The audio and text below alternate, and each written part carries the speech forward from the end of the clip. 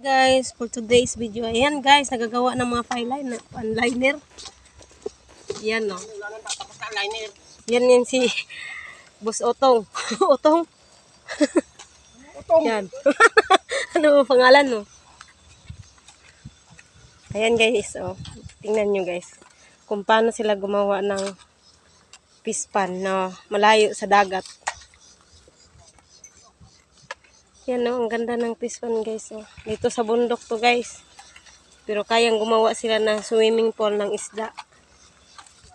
Titimplahan lang nila ng tubig. Tubig na Alat. Alat guys. maalat ba? Tabang. Tabang. Ano wala tubig na matabang tapos timplahan nila guys. Yan. Ah, ang ganda guys oh. Malawak dito guys oh. Yan. Ito yung farm ko. Sa kanilang farm to, hindi sa iyo. Ha? Sa kanila to. Farm ko nga. Sa'yo. Farm ko ang pangalan guys, hindi sa akin guys. Ayan na. Diba? Napakalawak dito guys. Oh. Ayan no. Ang daming mga pan.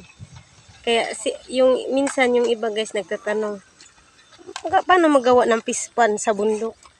Ito yung bago ngayon guys na pispan. Kahit malayo sa dagat. Kayang gumawa ng pispan. Ang ilalagay dyan ng mga isda guys, mga ano, tilapia, tapos bangos.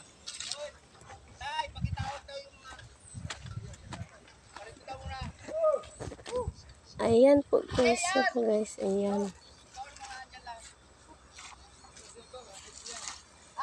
Ayan guys, oh, tingnan niyo sila. Grabe ang init dito guys. Napakainit.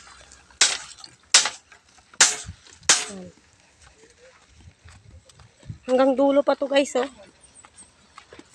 Hanggang dulo pa. Ayan. Ang grabe ang init dito guys. Tiis lang guys kasi naghahanap buhay. Ay, naputik pala dito.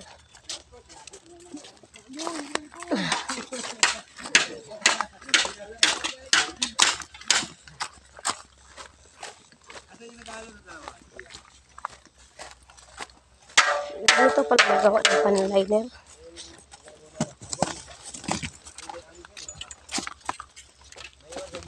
Oh, may nagdadala ng mga pala guys. Pispan na malayo sa dagat. Sa bundok lang ito guys. Oh, yan oh. Ang galing gumawa ng panliner guys oh. Yan. Pag malagyan na ng tubig tapos isda. Yan. Yun. Sa kabila ito guys oh. May laman na to. Tingnan natin yung sa kabila guys. Kuy, ang daming langgam pala dito okay. Kay. Yagay. Kinagat ako ng langgam.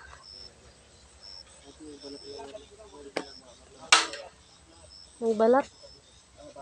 Ay naku, nakakatakot pala itong wire. May bukas pala na wire oh. Ano yan? Kirig-kirig ah. Oh, grabe ang sakit ng kagat ng langgam. Yan guys, oh, ang daming isda guys. Oh. Dito din sa bundok guys, pero ang ganda ng ano nila guys. Oh. Yan oh.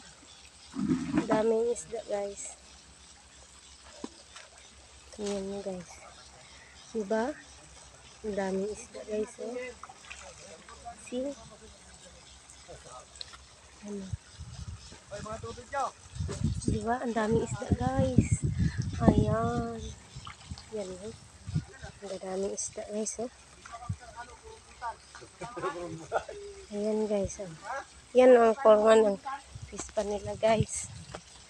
Diba? Oh, kahit malayo sa dagat may pispan. Tinitimplahan niyang tubig guys.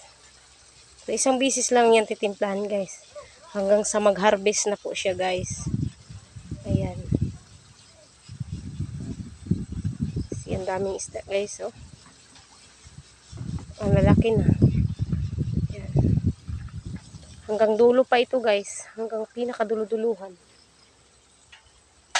Tapos yan na naman. Patapos na naman tong isa.